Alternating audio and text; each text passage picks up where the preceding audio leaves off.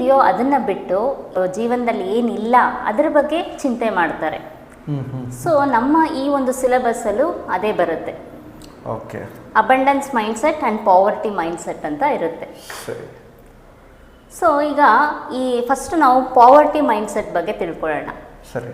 ಇದು ಹೇಗೆ ಡಿಸೈನ್ ಆಗಿರುತ್ತೆ ಅಂತಂದರೆ ಬಿಲೀಫ್ ಸಿಸ್ಟಮಿಂದ ಸ್ಟಾರ್ಟ್ ಆಗುತ್ತೆ. ಓಕೆ. ಅವರು ಸಣ್ಣ ವಯಸ್ಸಿಂದ ಯಾವ ರೀತಿಯಾದಂತಹ ಬಿಲೀಫ್ ಸಿಸ್ಟಮ್ ಇದೆ.